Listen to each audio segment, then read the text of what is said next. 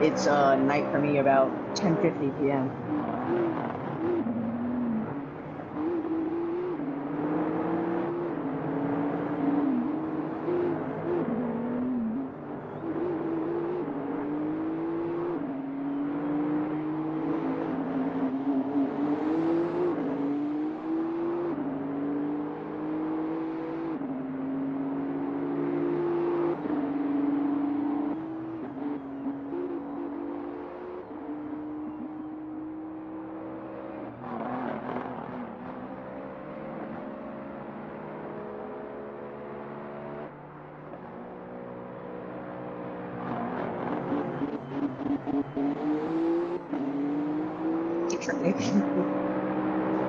But I am willing to do that. Yeah.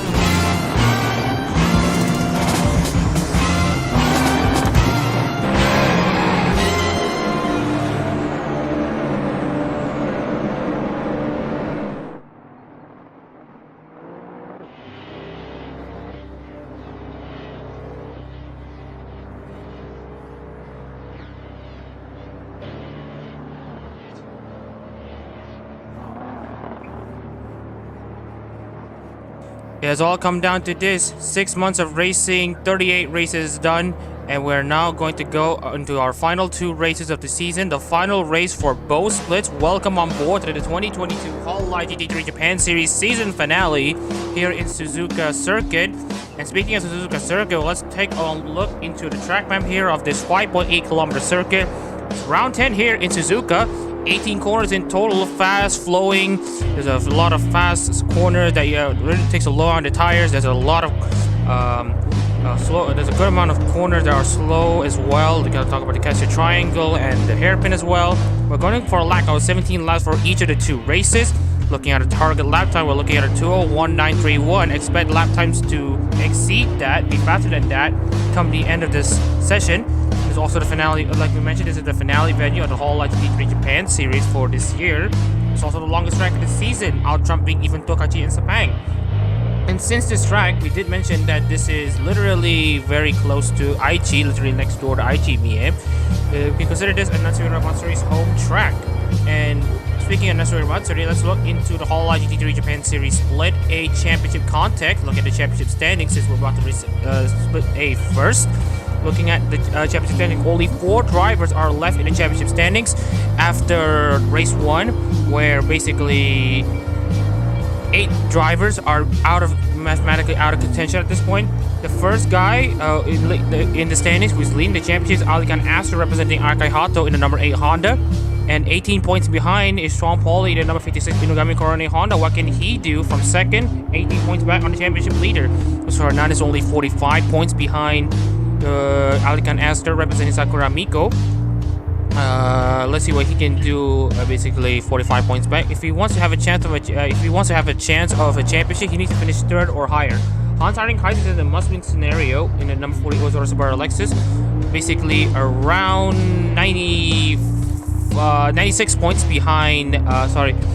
96 points behind Adak-RMS in the championship. With these 4 championship contenders in contest in the final race of the season, we're looking at all the other drivers where all the other positions are still in contention. Shazin Reza, Alex Grant, Lorenzo Ricci, Alex Bowen, Muhammad Zohair, Andrew Tacoslep, Miguel Castro, Dan Powell, Daniel Bolate, the previous race winner here, Muhammad Shakir Reza, and Jake Dean Fox basically rounds out the 15-car field. And as always, welcome on board to the stream here in the 2022 Hololive GT3 Japan Series. I'm Muhammad Shakir Reza, your lead commentator for this session, as we're about to transition over into qualifying.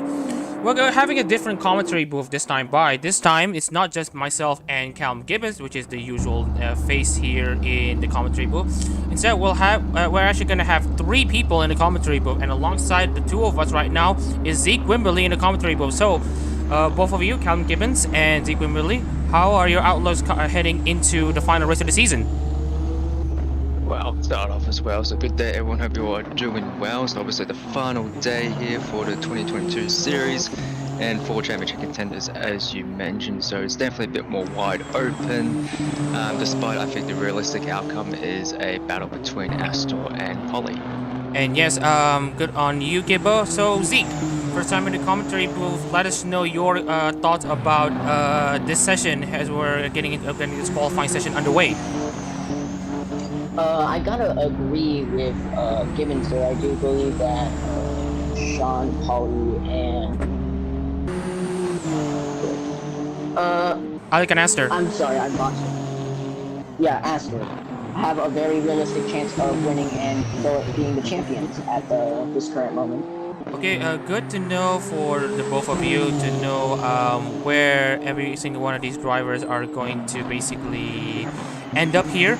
But if we want to talk about the dark horses here, Josor Hernandez, and looking into the cars right now, Hans Heinrich Heinz, what do you think? What do you think of their chances to at least grab second in the championship standings?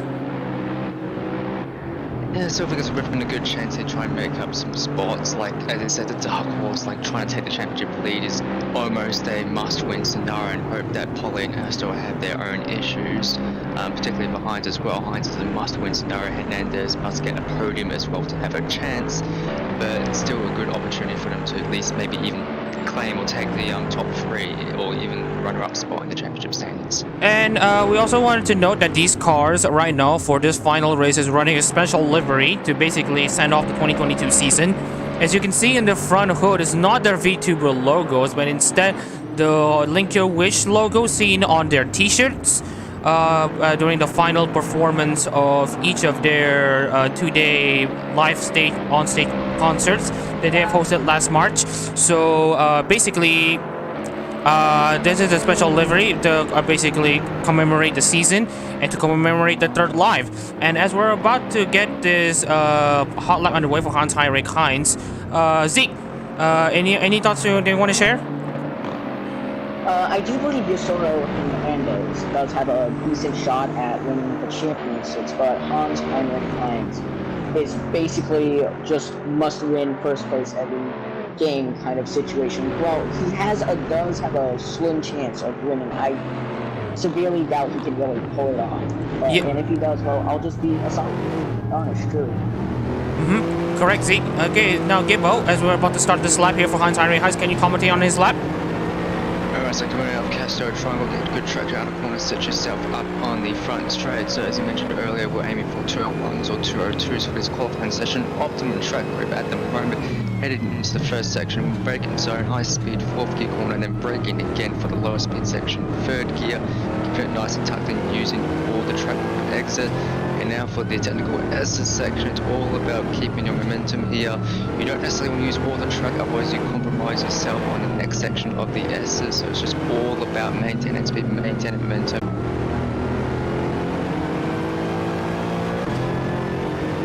It's wide and tuck it in, ready for sector 2, heading into Degner 1. Braking really clobbers the curve there, keeps winning the track. Now Degner 2, brakes again, 2nd gear. Doesn't really use a lot of the track there, but keeps within track limits, keeping it tidy. And now into the hairpin slowest corner on the circuit, and one of the harder areas to keep traction. Lexus not really having any issues there, keeping it nice and whipped up. And now through 200 to fly right-handers, not really a difficult corner, but in contrast, then comes the spring curve, which is quite difficult to get the line right. So first braking point, first apex, 3rd gear, and then brake again while still maintaining the turning radius into the 2nd section. It just keeps within the apex, but it's really on exit there, but still keeping it on track nonetheless. Onto the back straight now, heading towards 130R, the fastest corner on this circuit. Nice and wide approach, and then keep it nice and tucked in, keeps it within the track limits. And then into Castro Triangle, hard braking zone, really going to use a lot of the curb here. And try and maintain traction, especially with the dip of the circuit. So 2016 is what Team Fox has set up. So you see what Heinz can do. 201 to 201.7, so very good first lap. So good lap there for Hans-Heinrich Heinz, putting himself on the front row alongside Jake Team Fox. As the Lexus 1, 2, 3 currently in qualifying. We're going to see some of the field drivers who are about to complete their laps. Daniel Bolatev is not far behind. Remember, previous race winner here in Suzuka in Split A was himself 3rd Zeke. Okay, Heinz currently in 2nd. Will he keep up the momentum though? Takes a nice turn, right? Tucks it in very nicely, keeping it with him. And here we have Bolatev currently sitting number 13. Just brought up all the way over to number 3. Quite a nice time to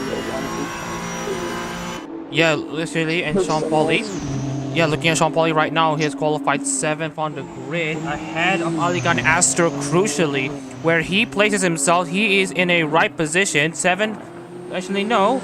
He needs to get himself up to 6 and hope that Astor does not score points maybe for him to see the championship. And for Sean Pauli right now, the championship, the 7th place is not enough. Yeah, not enough at the moment, but crucially ahead of Astor at this point, so at least has some sort of advantage coming into the start. As for Heinz in 2nd place, so we're in really good position for Heinz there, so potentially front row start and maybe might even grab pole at the end here. But Hines still keeping it in there.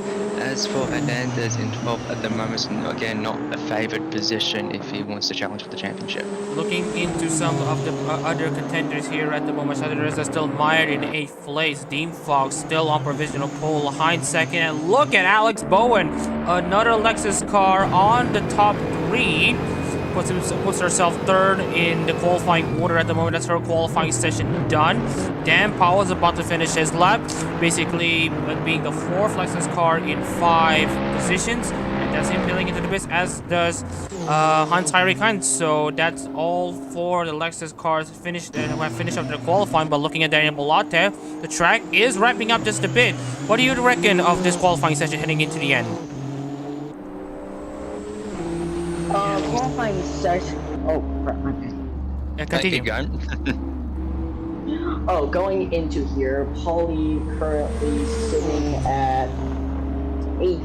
Currently, still has a very good chance to catch up. Aster right now in 11th. The question is, though, can he catch up to Paulie right now? As that will be a very crucial, downright possibly tiebreaker for the end.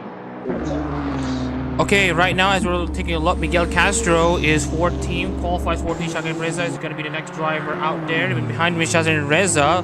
And then we have Alex Bowen and Lorenzo Ricci about to finish their qualifying sessions here. But first, we're going to take a look into Shazin Reza with the black hood and the Link a Wish logo, basically referencing Kimi Mori Luna's partial outfit during the end of Link a Wish. That's qualifying connection over for Mama Shazin Reza. And looking at some of the remaining drivers here, we're going to transition out just a bit. Lorenzo Ricci is going to peel into the pits. And Alex Bowen, where will he end up come in the end of this qualifying session? I don't think she's going to improve.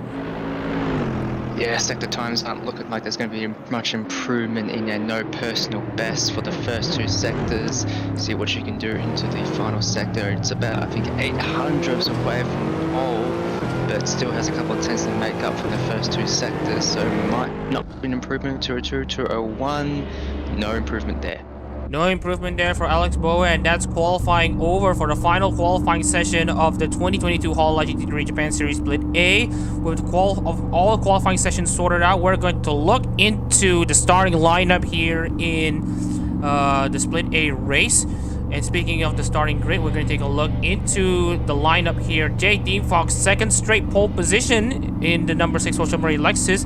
But crucially, Hans-Henrik Heinz in the number 48 Ozora Sport Lexus qualifies 2nd.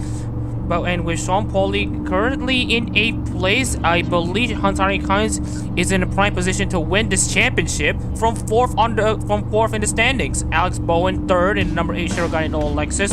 Daniel Ball in the number 10 Tokoyamato Honda. Please note that they are running special hoods in the hood of the car. This is to reference the Hololive members running the Link Your Wish t-shirts at their final performance on each of their days.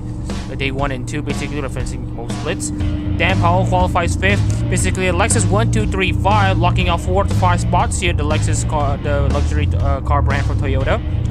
Lorenzo Ricci, after a non-point showing in yesterday, qualifies 6th in the final race of the season so far. Zuhair, number 22, Shirakami Fukuki Nissan in 7th. Sean Paulie in 8th. Not good enough for him. He needs to be 6th or higher, while Alec Aster stays in 11th for him to win the championship. Sean Shazin Reza already out of title contention in 9th. Alex Grant also out of title contention in 10th. Alec Aster still in title contention, qualifies 11th.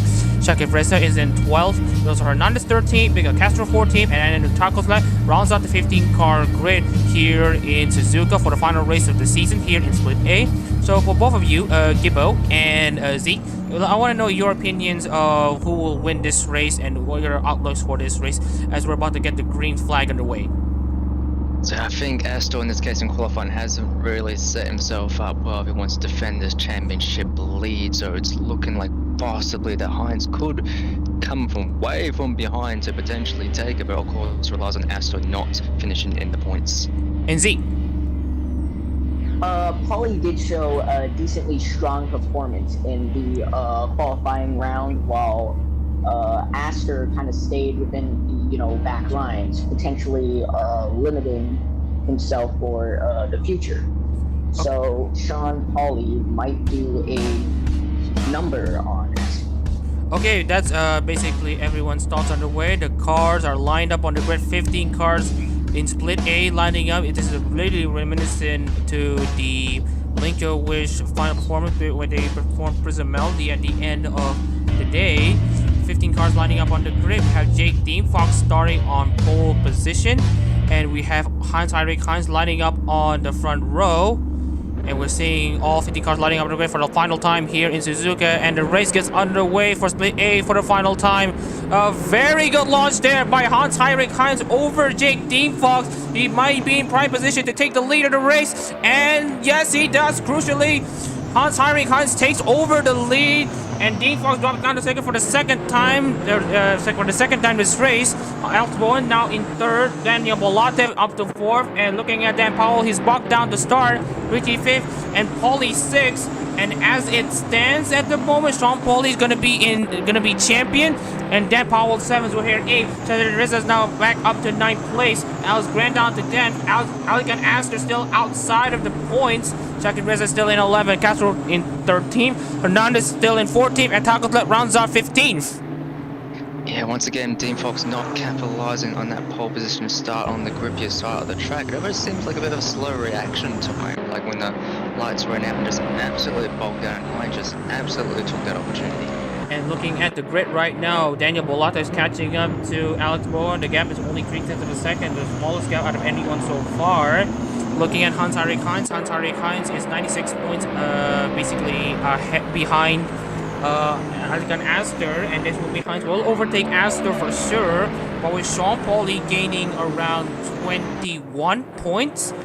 I really don't think that Heinz will be winning the championship, but Sean Paulie is now in prime position to win this championship. I must say that Heinz is putting up quite a performance as of currently sitting in first place with 46 as the current. Aster is doing at 12. And as of what I would say, Heinz definitely has what it takes, at least to me, to potentially even overtake Aster as of right now. Okay, looking into the gaps here at the moment, Heinz is still leading this race. Dean Fox second, Alex Bowen in third. Daniel Bolata still holding on to fourth place. Lorenzo Ricci staying in that top five after a pointless race. I can see the black hood in some of the cars. Basically, like we mentioned, representing the Hololive members during the final performance in Link Your Wish for both days. This one is for the Saturday performance, as this is like why we have the Split A contenders as they are right now. Sean Paulie is still in sixth place, and like we mentioned here earlier, that he is in prime position to win the championship. Dan Powell outside the championship contention in seventh, so here eighth. Cedric Rizza ninth, Alex Rent 10th. And looking at the other championship contenders, Aster is down to 12 and Hernandez down to 14. They're not going to be making any inroads at the moment unless they have a strategy in place. And actually, speaking of the Honda strategy, remember yesterday when we talked about the Hondas basically finessing their fuel strategy, having just enough fuel and enough fuel saving to basically run this race without any stops. And crazily enough, they are still within regulations, so they are within their rights to basically commit to this no-stop strategy. And obviously Heinz and the Lexus can't really exploit that, no-stop strategy. Previously in the season, Lexus did manage to do a couple of no-stop races, but were shunned out by the technical regulations. But in this case for the Honda, it is completely legal, so Heinz obviously will have to do a one-stop. As for the Hondas, we're going to have to check their fuel and see if they're filled up to the end. Speaking of fuel, we're going to go for the race fuel motor earlier than usual due to the track length here in Suzuka. Cedric Rizza will not commit to a no-stop strategy. Looking at all the Honda competitors, Jose Hernandez will also not commit to the no-stop strategy. Looking into Daniel Bolatev, neither will Daniel Bolatev. Sean Paulie will not commit, neither will Aligan Aster. So the Hondas in this race, they don't think that with the amount of speed that they have on the track, remember the track status is optimal right now, so it's the fastest the track will ever be. So looking into basically the strat right now, a no-stop strategy is not going to be feasible for today. As we mentioned, it was good on Saturday, but it's not good today. The main question, however, I would like to bring up is, would a no-stop strategy truly game change. Like currently Hernandez is in 14th with a no-stop strategy from him to really bring him out from like the blue, like a phoenix rising from the ashes, as a 14th to like 7th or something could make a very big difference within one thing. I don't think it will be making any difference there. If you want to look at Joseph Hernandez, if no Hondas have pitted, assuming that they were going for that no-start strategy, Hernandez will still be 5th and crucially behind Aster and Pauly. So Hernandez is not even in position to even win this championship. But whatever the case is, that right now Hernandez is currently out of the question as based on his position at the moment. But for Sean Pauly, he's definitely in the mix to overtake Alican Aster in the championship, basically being the 3rd championship leader and most crucially being the championship leader at season's end, and he will be taking the champion's crown.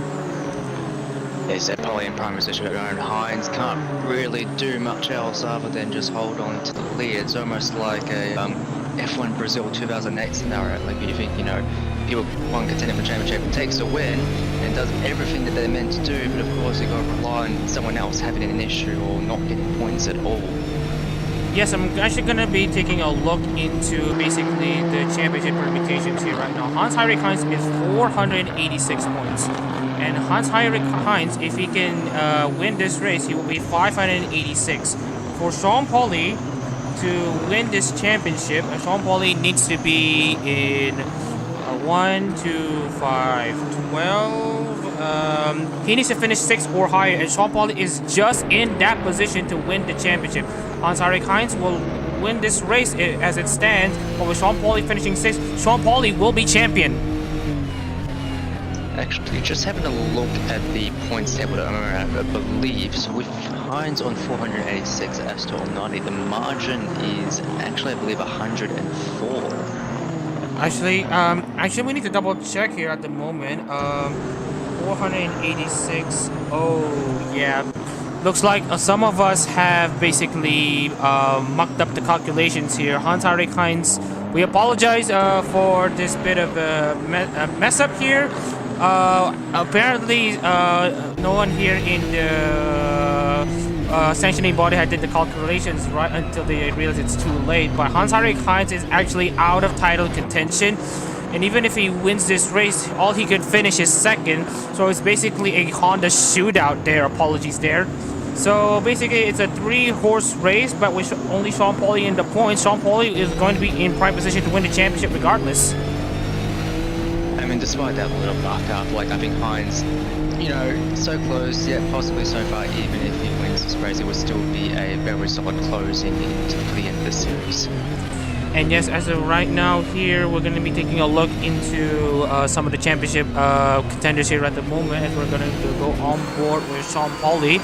Sean Pauly already having a 5/10 gap between himself and Lorenzo Ricci. Obviously still in prime position to win the championship with Alican Aster and Hernandez out of the points. Zeke, any more thoughts about this? Hernandez currently in 14th. I believe that this could potentially maybe knock him out of the championship if he continues to, you know, be in 14th. Aster in 12th. Pauly definitely in, you know, prime position to win as he is leads, well, not necessarily, but way ahead of both Aster and Hernandez as of the current moment. Okay, noted on that one. If Hans-Henrik Heinz can win this race and Alican Aster and Joseph Hernandez do not score as it stands right now, Heinz will definitely be 2nd in the championship standings. And looking into Sean Pauly will be champion so far, as we're going to be taking a look into the race field monitor on who's going to pit first.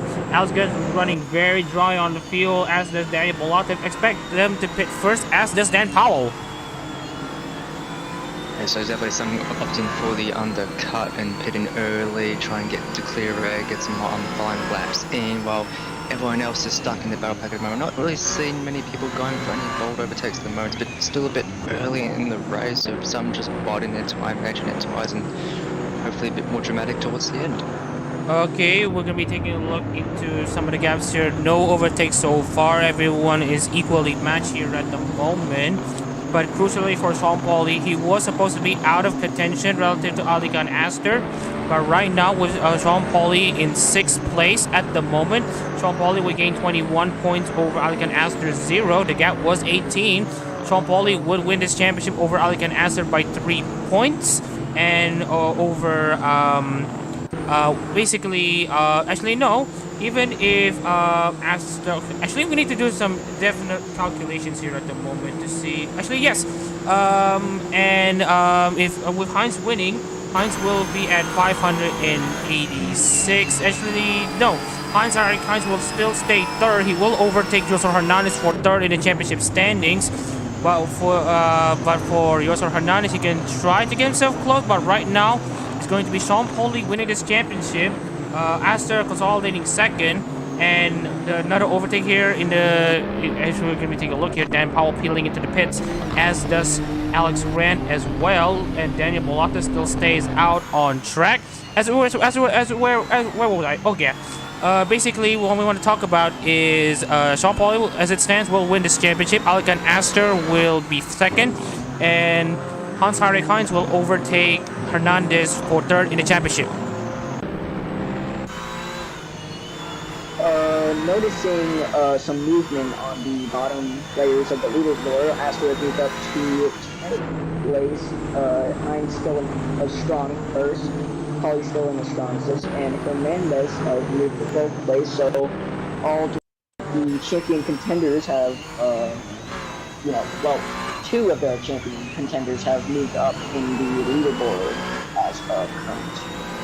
Okay, so we got the first drivers out in the pits. In order for the undercut strategy to what we did mention here, you gotta pit early, exit yourself in clean air, and then bang yourself some quick laps with fresh tires and clean air while your opponents in front are basically mired in traffic and have worn tires. So when they pit later, you'll have gained a few seconds on your competitors and you'll be exiting ahead of your competitors. Yeah, obviously exiting ahead of your competitors using the fresher tyres, while others are in the battle pack with more worn tyres as well. Obviously there's sometimes that kind of risk. If you do the undercut, you do have a period where you have cold tyres, you've got to warm up those tyres. They may not have as much speed as those in the those haven't pitted yet, but obviously in clear air, so it's still possibly a net gain. And looking at the temperature right now, the temperature is pretty cold here in Suzuka. So with if the tires can warm up very quickly once they get out of the pit, then I would say that the undercut strategy is the strategy to go. But if it warms up very late and the guys in the overcut can definitely maintain a faster lap, then the overcut strategy could be the strategy to be, as we're looking at Daniel Bolatev and Muhammad Zohair entering the pits.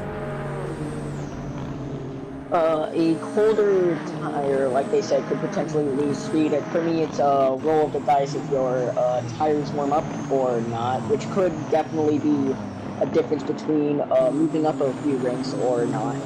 But it just relies on a roll of the dice for the most part, and the speed of which you kind of leave the pit. Yeah, okay, we want to talk about the speed and when you change the tires and how much fuel you want to put in right now. But right now we're looking at fuel pit window is only 40 seconds. The time taken between you starting to enter the pits and you exiting the pits. Looking at Sean Pauli and Adak-RMS fuel load, there are 8 liters, so they will pit at the same time, as does Lorenzo Ricci and Andrew Takoslet. So and also Jake Deanfall, so expect 5 cars to pit on the same lap. Maybe not this lap, but on the next lap. Yeah, definitely expecting the pit lane to be more bustling with activity in the next couple of laps time, usually around 7, 8, 9, 10, kind of around that halfway point is when you expect the majority of the fuel to pit, so expect more shuffling in the order. And currently looking into the gaps right now, we're looking into the timetable here. Looking into Daniel Bolatev's lap time previously was a 2:03.572, and looking into the drivers who have already pitted, okay, it's not really much a representative lap time, but right now we're looking into Ricci's lap time. He's already set the best second sector, purple second sector of the race so far, so Ricci is in contention for a podium finish at least. Like Given said, we could be expecting a lot of shuffling within the party, leaderboard, Aster currently sitting in 8th place, but once he hits, we will wonder if he can keep that spot up. Tremendous currently sitting at 10th. Polly just is moving up like crazy, currently in 3rd, noticing tons of shuffling right now. Yes, they got some few drivers actually. I want to note this one with Sean Pauly in 3rd, and Reza 4th, Taki Reza 5th, Castro 6th, and Hernandez 7th, and Heinz still in the race lead. Remember, they have yet to pit. Everyone is going to commit to the one-stop strategy. So either way, they're gonna have to pit. Basically, the argument is whether or not you can make the undercut strategy or overcut strategy work. As we're looking at Daniel Bolatev exiting the Castle Triangle, let's see how many drivers he can undercut. Yeah, and crucially, look at the moment, championship leader Astor is coming out of the pits very shortly as Bolotev comes across the main straight. We have to see where Astor comes out. And yeah, just behind at the moment, so I think he's currently in 11th, so not in the points pan position. And Ozef already pitted, coming right up behind him at the moment. But actually, we wanted to note here, actually, Astor stayed slightly later than everyone else, and looking into the gaps right now, they have actually gained a substantial amount of time for those who have been making the undercut strategies. So, remember we mentioned the track temperature is actually very cold right now, 24 degrees. So, I expect the tires to be warmed up way slower than expected. And looking at some of the few drivers that went off wide just a bit, we could be seeing a battle between Alex Grant and Dan Powell. They're almost side by side, heading into Deckner, but looks like they're still going single file. But so the strategy here may as well be the overcut strategy. So Sean Pauly may have been on the master stroke here at the moment.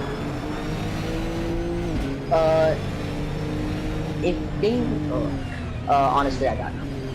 Okay, so basically back to myself, looking into some of the few drivers on the grid here. We have a few drivers who have yet to pit. The next driver to pit is Heinrich Heinz and Sean Pauly, race leader and championship leader, peeling into the pits.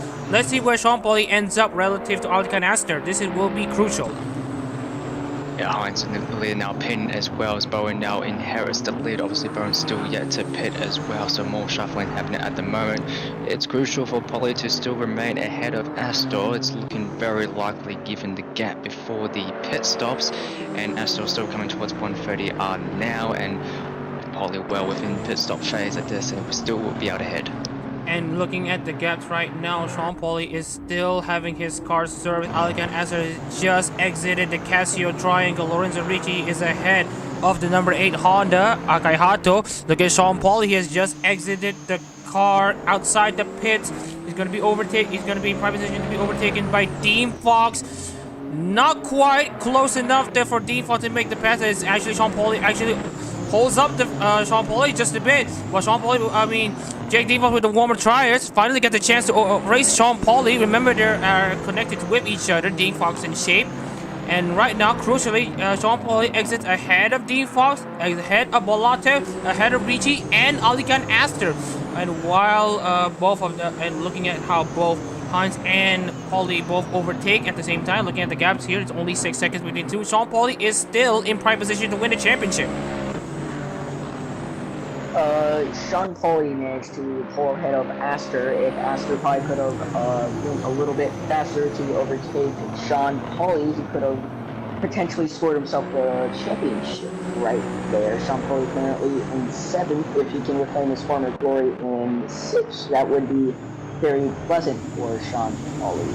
But as of right now, at the moment, yes, we did mention that Sean Pauly is going to need to finish 6th or higher to win this championship regardless, to have any shot of winning this championship and overtake Alkan Aster, who is currently out of the points. But remember, we still have Hernandez, Castro, Shakib Reza, Shahin Reza, and Alex Bowen yet to pit. And speaking of Alex Bowen, here's Alex Bowen pitting this lap. Yeah, so judging on the pit delta was around 40 seconds, so Pauly's definitely going to make up those spots back and get back into the championship outpaying position. While Astor is still currently out of the points at the moment, may potentially gain back up into 10th or 9th after these pit stops, but it's still not enough. Yeah, right now, if let's say, looking at Alkan Aster, if Alkan Aster finishes 8th, Sean Pauly needs to finish 5th, basically. So basically, the target for Aster right now to pass Sean Paul to keep the lead in the championship right now. For Adak Aster, he needs to finish 8th, while Sean Pauli stays in 6 or lower for Adak Aster to win the championship. But as of right now, the championship is currently in the court of Sean Pauli at the moment. Alex Bowen actually manages to exit ahead of Sean Pauli, so the overcut strategy is actually performing wonders for the drivers who are doing the overcut strategy. Just want to point out Hernandez has somehow turned up in 4th despite being somewhere around 12th last night. But remember, Sean Hernandez, he has yet to pit, so he will have to relinquish 4th place, as does Miguel Castro. And looking at the top 2 at the moment, this is going to be very trivial. It's a Reza 1-2, a sibling 1-2 currently at the moment, but it's not going to last long, as both of these drivers will have to pit sooner or later in this race.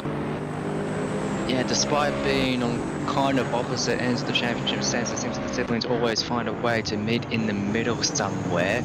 I don't think there's been any big collisions, if I remember correctly, throughout the season, but they always seem to find a way to come to one another. And actually, granted another collisions part, there was actually a collision back when they were racing in Split B. Shazaren back then, and Okayama was driving the number 30 Okami Miyu Honda, and Shaki Reza was driving the number 64 Robocar Lexus before you, of course, Gimbo. So they both made contact at the penultimate lap, basically for sibling supremacy. And Shazaren Reza won out in the end, basically pushing Shaki Reza out of the way, diving down the inside of the final 2 turns at Okayama. Looking at Yosor Hernandez, he has already pitted. Shaki Reza is currently pitting, and Castro is pitting as well, so they'll have to relinquish their top spots.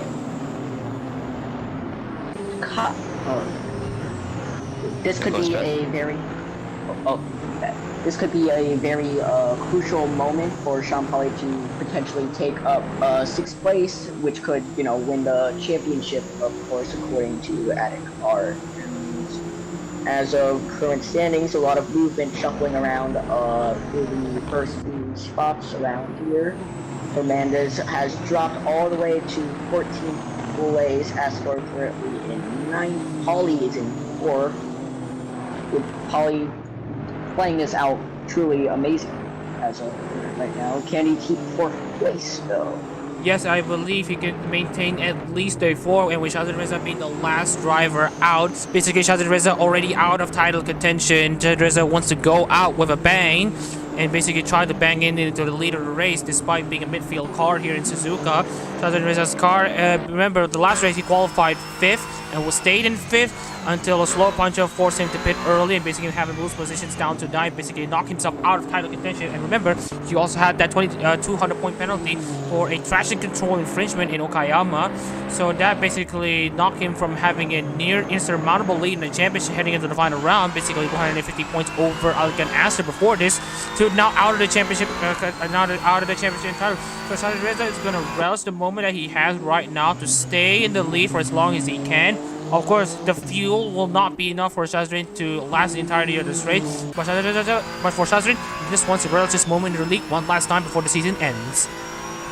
Yeah, just trying to stretch out the stint, use the tyres up as much as he can, and then take a short fuel and short tyre stint towards the end. So looking at the gaps at the moment, so we said the pit delta was around 40 seconds. Pauli, 39.6 seconds behind, so there is a very good possibility that Pauli could jump Shazad Reza after the pit stops and potentially take the 3rd place and final podium position. And as of right now, looking into the championship contest, Sean Pauli finishing 3rd and Adak Aster in 9th. Looking into some of the other guys out there, Hans-Henrik Heinz will most likely win this race, but given Sean Pauli finishing 3rd, Sean Pauli will win this championship. And given that Aster is currently in 9th, he will only get 2 points, and noted that Heinz was only around 104 points behind. So Aster will still stay in 2nd place. Hans-Henrik Heinz will be 3rd and will definitely be sure to overtake Yosor Hernandez for 3rd in the championship standings. But the most important part here, Sean Pauli staying in currently 4th and could be a net 3rd based on the gas here at the moment. Sean Pauli might as well put the cherry on top of his championship campaign with a 3rd place here in the final race of the season. Final race of the season currently, as Adak just said, Astor currently still staying in 9th place. Heinz is still in his podium at 2nd place, just behind chassis. Tacos lead 15, Permandes 14, Grant 13, Owl 12, Zuhair 11, Cashford 10. As I said, Astor was 9, Rico 8, Polita 7, Green Fox 6. Oh, my bad, I misread that. Richie. Bowen is third, Hines, as I said, second, and then first place is Shazra. Okay, and looking into, okay, we basically take you guys over into basically the running order at the moment, as we're currently 5 laps to go until the conclusion of the Split A season. So there's still yet to pit. Looking at the race field monitor, the gaps have really closed up to from between himself and Heinz, Bowen, and Polly. So Shadow is the most likely finish where he started in the season. In the first race of the season in Split A, he finished 4th. Maybe a bit of a poetic moment for Shazrin. He will finish this race 4th as it stands after he pits. Because Shazrin only having 6 liters of fuel left, so Shazrin is going to be in prime position to finish 4th, basically where he started in the season. And a bit poetic indeed, as the Shazrin will have to pit, so Honda not doing that, no stop strategy, and Polly still like to jump in the pit stop as well, as he said, finishing in 4th. Potentially may still be within shot with the sibling battle between Shakif Reza and Shazin Reza towards the end. And looking into the gaps here right now, like you mentioned, no matter what happens in Hololive GT3, the Rezas will always tangle together. We talked about sibling battles in Formula 1, Michael Schumacher and Ralph Schumacher. While they do have different machinery, they do have to tangle eventually one way or another. We also talked about how we have sibling contacts in NASCAR. We talked about the Labonte brothers, we talked about the Bush brothers basically in NASCAR. In Hololive GT3 is no different, with Shazin Reza and Shakir Reza both sharing the same split, and in both splits actually in different points of the season. They will always find a way to get themselves in contact with each other. And looking into Shazin Reza right now, Shazin Reza is going to be eventually being called into the pits. So it's a bit of a contrast to race 1 yesterday, where he had to pit early due to a to a slow puncture. But now he's going to try to do the overcut strategy to stay into the lead as long as he can. Looks like Ansari Hines, Alex Bowen, and Sean Pauly will be in prime position to overtake them come the end of this lap. As of current stand, I believe Sean Pauly does have a very decent chance of just staying in 4th in general, as it seems that nobody's really in front of him or behind him at the moment, unless I missed something and someone has to pit, in which case I probably have. But Sean Pauly doing amazing this race, currently standing at 4th as he still has. Astor currently at 9th, Fernandez still staying in 14th. A little bit of movement also with Bowen and Shazron as well, and that is just about it. And currently looking into the battles here at the moment, Shazrin Reza's overcut strategy has worked immensely for Shazrin. Shazrin Reza is going to try to have one last time under the sun. The overcut strategy has worked immensely for Shazrin Reza, manages to get the jump on Sean Pauly, basically getting his car serviced faster than they should. Remember, they top up the fuel for a much shorter duration than other drivers due to him doing the overcut strategy, and the overcut strategy is working wonders for Shazin Reza at the moment, currently leading this pack in 3rd place. Sean Pauly, of course, still in prime position to win this championship, with Astor currently 9th and Hernandez out of the points entirely. But Shazin Reza is going to try to relish the moment that he has right now. This is even better for Shazin Reza, and while 4th place is actually pretty decent for him at the moment, nothing beats 3rd because of course the podium finish to end off the season. But for Sean Pauly, I don't think Sean Pauly is going to try to risk it that much, because he's already in the right place at the right time to basically snatch the lead away from Alikan Astor in a clutch championship fight. Yeah, as I said, doesn't really need to do anything, simply to take a rest, but maybe just for bragging rights, we'll try to take that podium position, at least, potentially celebrate the championship on the podium rather than just in the garages. But nevertheless, with such little time left, it's not really worth taking such a high risk. And also, of course, if you botch up the overtake attempt, you got the Shakir Redza right behind as well. And speaking of actually poetic justice, like basically poetry, basically, the Ozora Subaru car by the hands of you, Gibbo, won the inaugural Hololive GT3 Japan Series race in Split A. Hans-Henrik Heinz is looking to be in a prime position to win the final race of the 2022 Hololive GT3 Japan Series season in the Ozora Subaru car. So, Zeke, this is going to be pretty poetic if Heinz can pull this off with only 3 laps to go. Heinz, despite, being kind of absolutely botched with that 200-point penalty, still going to finish off the season strong with a gold podium rig, which is, as you said, very poetic and very, as I would say, pleasing. Actually, it's Mama Shazin Reza who got the 200-point penalty. Hans-Henrik Heinz is actually so Hans-Henrik Heinz basically inherits the points from Orihara Izaya and Callum Gibbons. That this is basically a car-based championship and not really much of a drivers-based championship. So as it stands right now, Hans-Henrik Heinz will basically do the same feat as how Callum Gibbons and Orihara Izai had done to this car over the season so far, winning a race. It seems that this car has got to be one of the best Lexuses in the Hololive GT3 field so far. As does Ozora Subaru, we have to note that as well.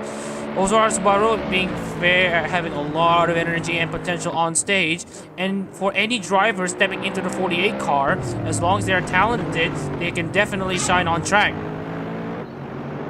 Yeah, definitely shine indeed. And Lexus has generally been a good all-rounder throughout this series. Like, doesn't necessarily have the top speed as it does with the Nissans and Hondas, but has very good cornering capability, and it's generally a good all-rounder. But we're talking up Heinz. Look at Bowen. Bowen's been actually closing up the gap this past couple of laps, and I believe last lap was the 202s for Heinz. For Bowen in the 201s, I think. 201.9 last lap, with the gap now less than a second. So Bowen could actually ruin this opportunity. So right now, Alex Bowen is going to be gaining a good amount of time, but right now it's not looking like that so far. A 202.4 for Hans-Henrik Heinz. Alex Bowen only a 202.2, so it doesn't gain that much right now. Shadreza with the fastest lap of the race so far, 201.633, beats their lap time expectations. Sean Paul is still holding steady in 4th place with a 2-second gap between himself and Shadreza. And looking at Sean Pauli right now, Sean Pauli is currently being hounded by Mohammad Shakir Reza. Shakir Reza wants to be in this mix.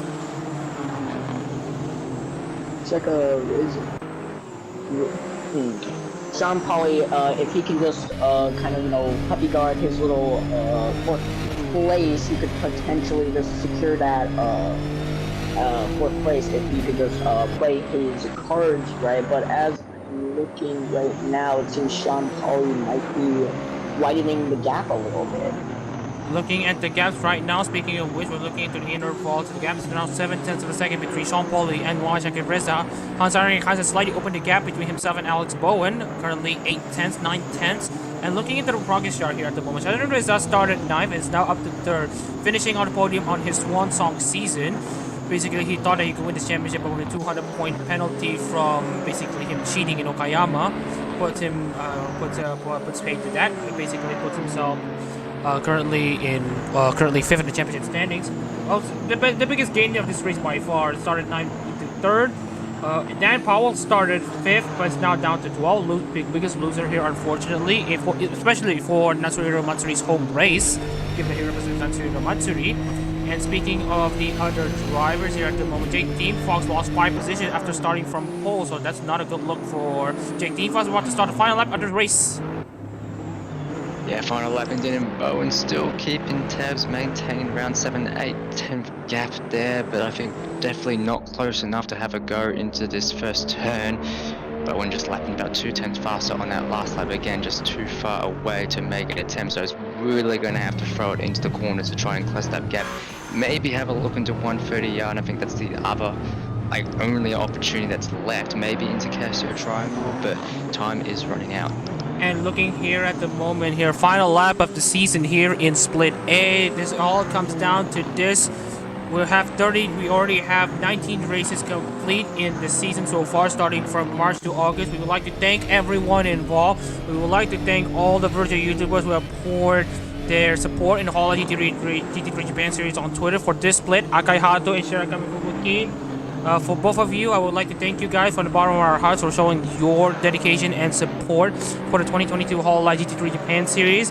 And for the track modders, from Reboot track modding to Shin to Thiago Lima, basically to every track modders out there, to the car modders out there, Bonnie for the Nissan GT-R, for Lexus it's going to be Element 1999, and for the Hondas it's for Delpinski and his GT-Planet team. We thank you guys from the bottom of our hearts. We're going to be taking a look into the final lap of this race, or the final lap of the Split A season. Alex Bowen still trying to catch Hans-Heinrich Heinz. Hans-Heinrich Heinz basically being a emergency replacement for Orihara Izaya after he left after Tokachi. Let's see if he can consolidate this win, basically book-ending the season with wins on both ends of the season. Callum Gibbons won in this car in the season opener in the first race, Split A race 1-1-1 in Fuji. Orihara Izaya won in the Ozora Subaru Cup in Motegi, and it's going to be Heinrich Heinz exiting the final two turns. The Subatomos are going to be very excited to see the third driver win here in Suzuka race 2.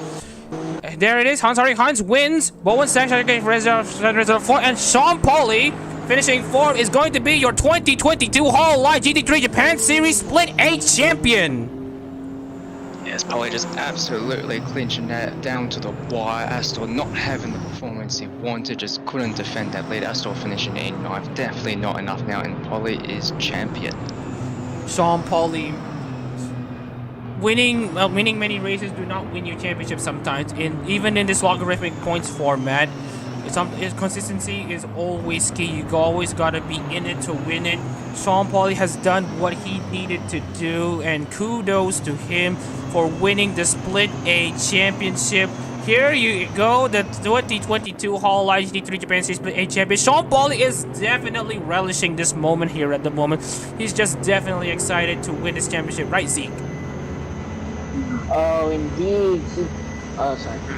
They did a very good job racing, very consistent with placing around the 3rd to 8th mark throughout this race, including many other races.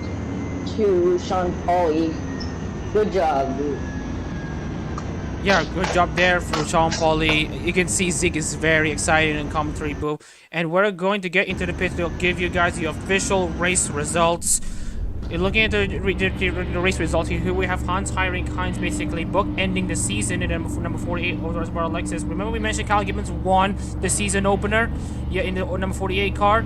Hans-Heinrich Heinz ends the season with a win in the number 48, despite basically being out of contention for much of the day. Alex Bowen second, basically another podium finish from the Victoria native. Shazad Reza bookends his season despite no longer being in championship contention, finishes 3rd. Sean Pauli finishes 4th and is basically is mathematically enough for him to clinch the title for Sean Pauli. Shazad Reza in 5th. Dean Fox in 6th after a very good run here back in the points for Dean Fox.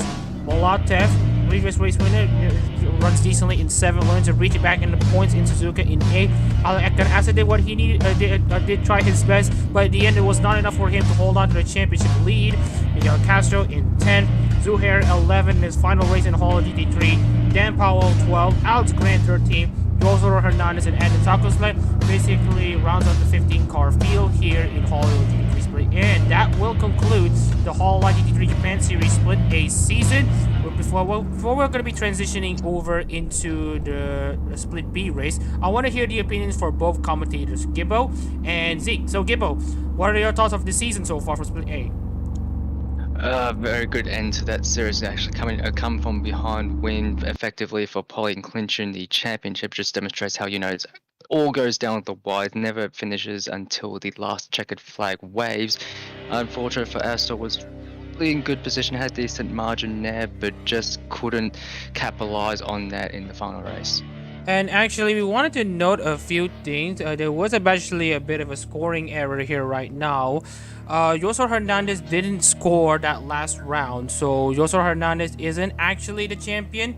And there is actually a bit of a miscalculation in the point standing here at the moment. With Sean Pauli finishing 4th, Sean Pauli will have 43 points gained in his calendar. So obviously the championship standings here is a bit messed up because if you want to look at Sean Pauli, he would have actually been at around 572.43. That would mean that he will be at around 600 plus points. Yosor Hernandez will stay at 545. Alican Astor will stay at only 592.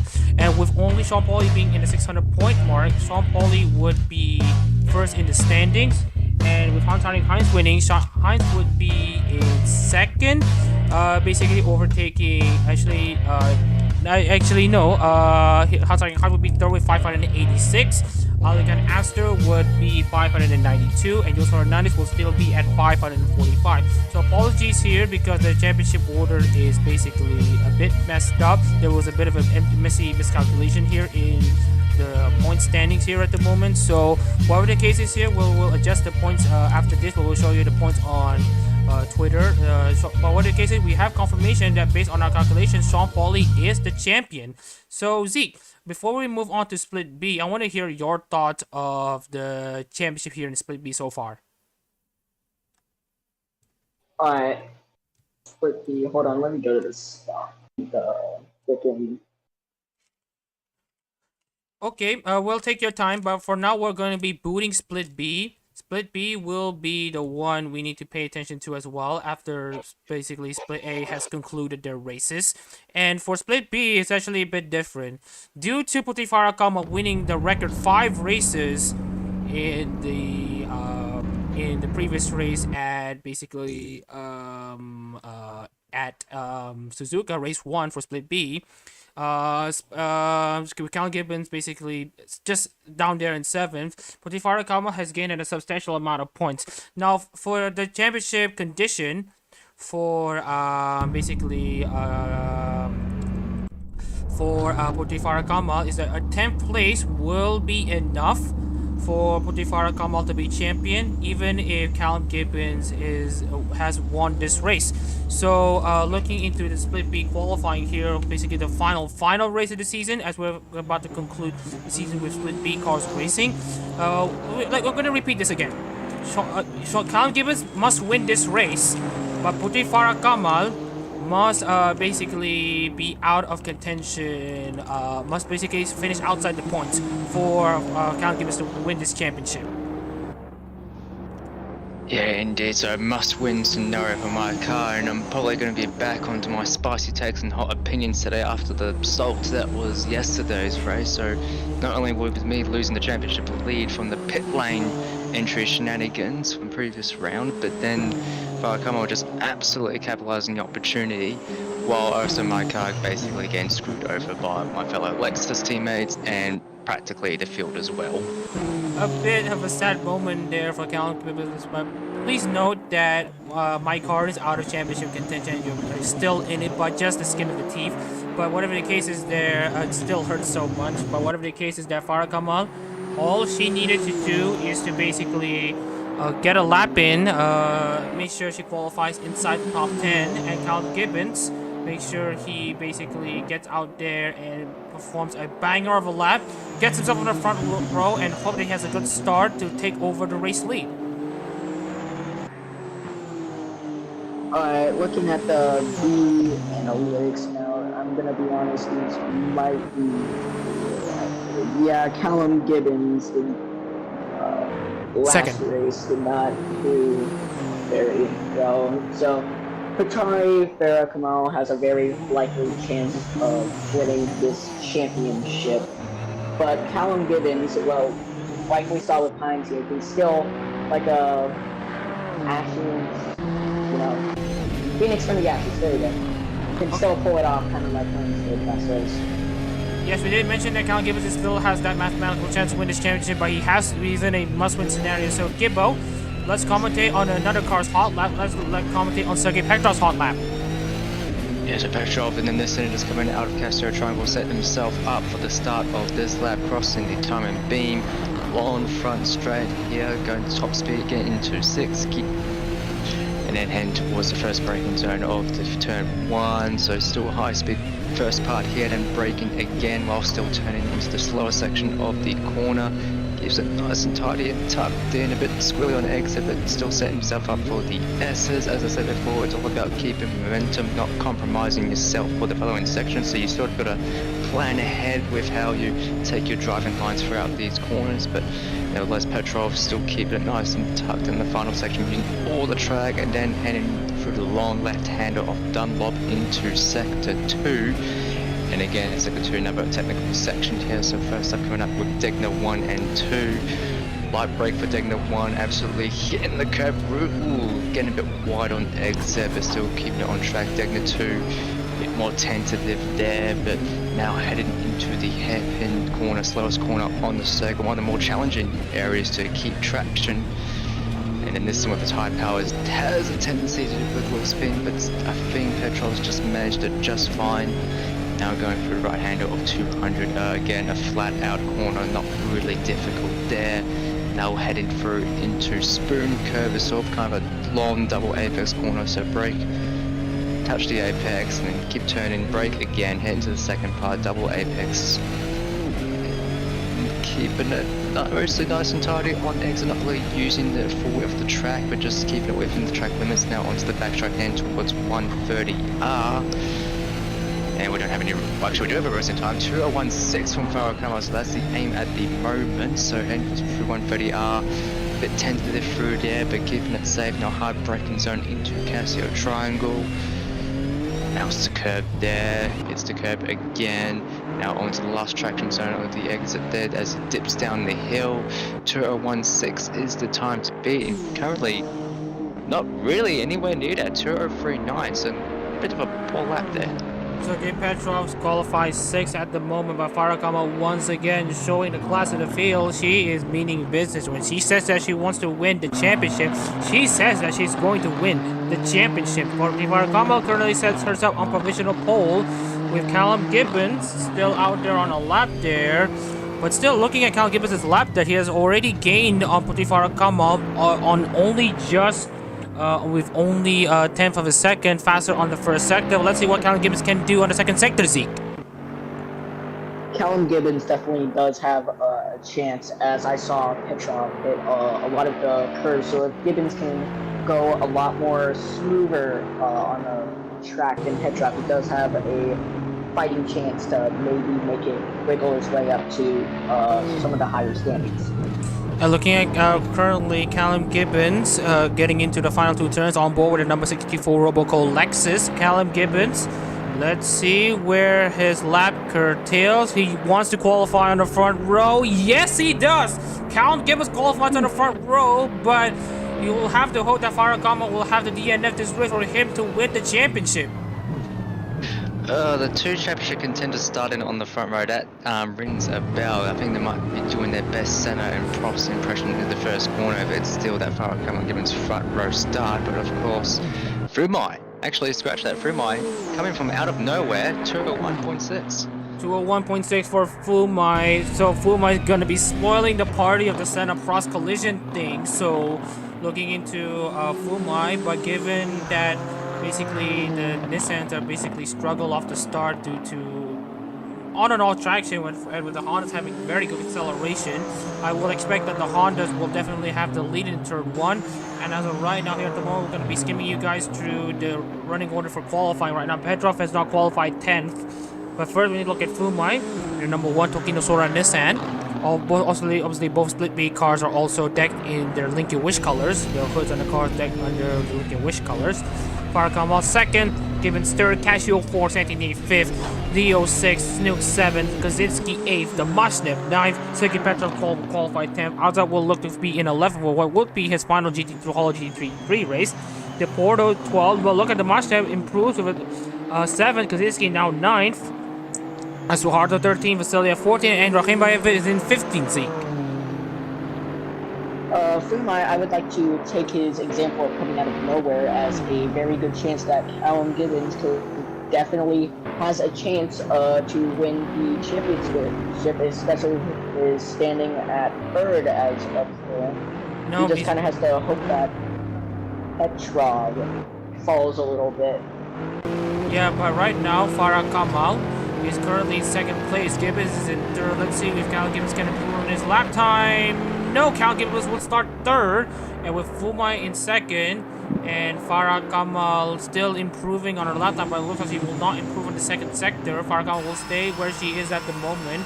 Fumai is looking to finish his lap time with what looks like he's being held up just a bit by Vasiliev. So that will be his qualifying session over. Vasiliev will qualify 13th. And Farah Kamal will look to qualify second. And yes, that's Farah Kamal's qualifying session over. Looking into the rest of the field, Kizuhara Leo is getting into the start-finish line 6. Snooks will look to qualify maybe 8th or 10th. None of the drivers are improving except Sergei Petrov. A look at Sergei Petrov. We know this is not going to improve. But looking at Sergei Petrov, let's see where he will be at the end of this qualifying session for Split B. He just gives up. So it will be Snooks 8th and Petrov in 10th. And that will be the end of the qualifying session. All qualifying sessions concluded for the Split B session. So before we're going to get the qualifying session underway, we're going to be taking a look into the...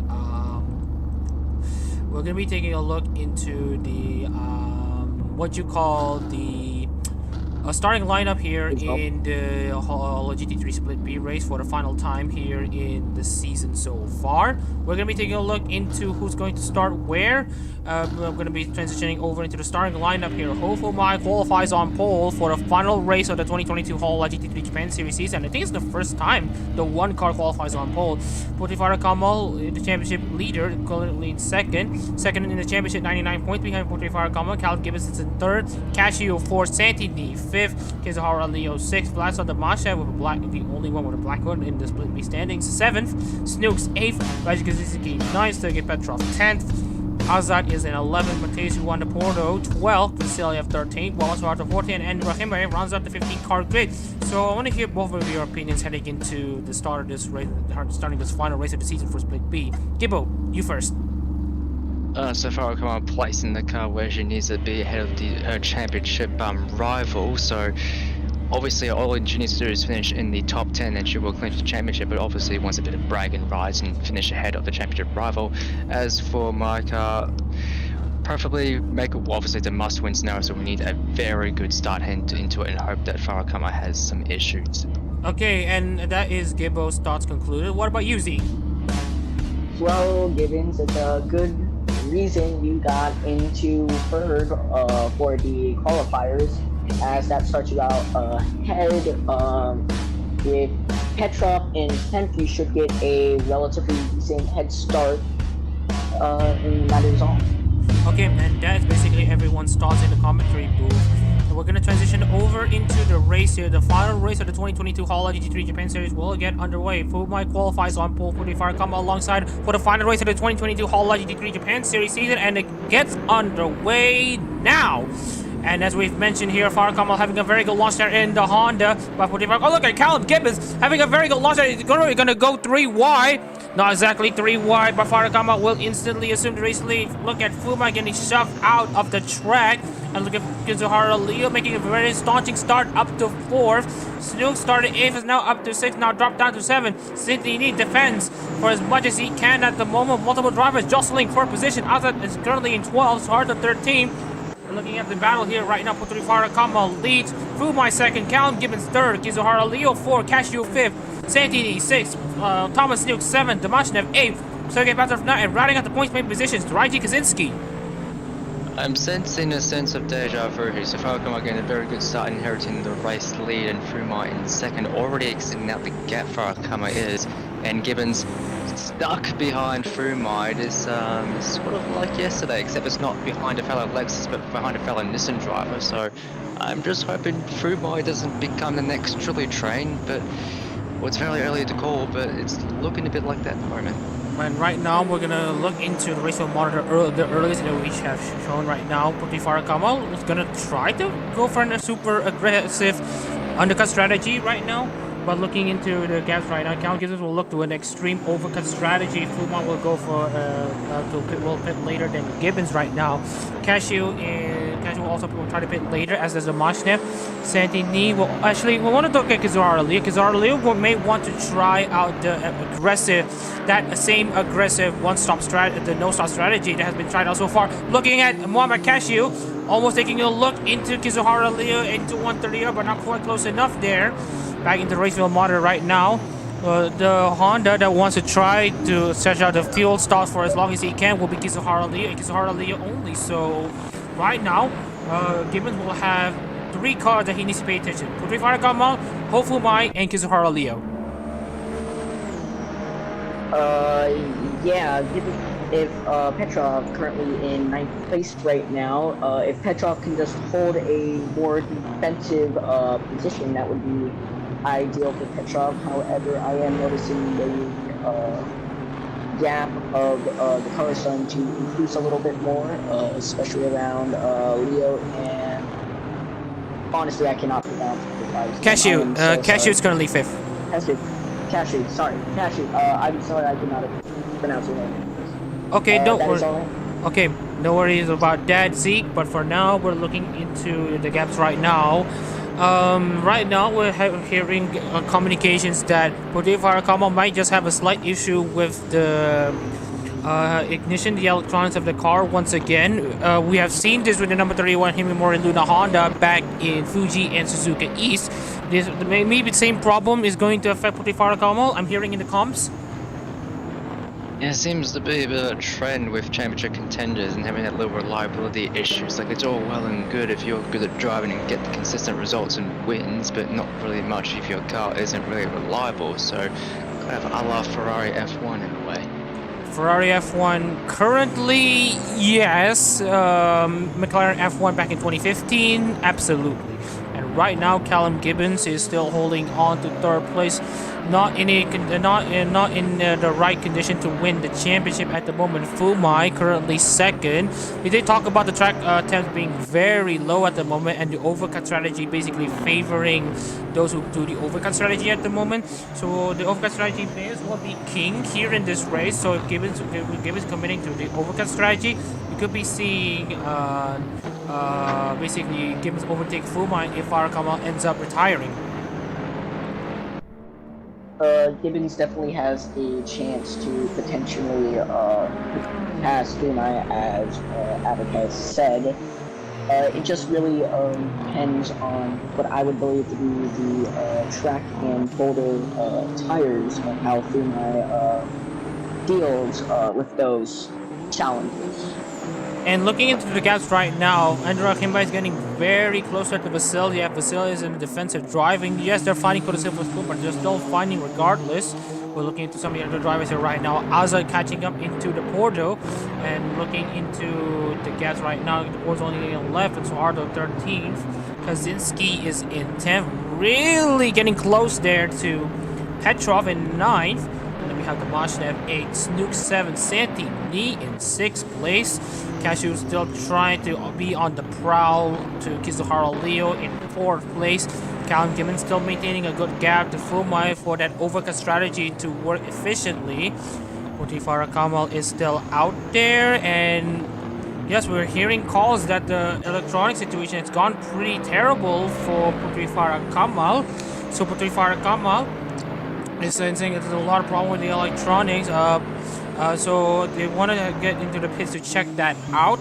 So Putri Farakamal will have to basically get into the pits right now, and once she gets into the pits, and let's see, we're gonna see if this electronics issue is fixable.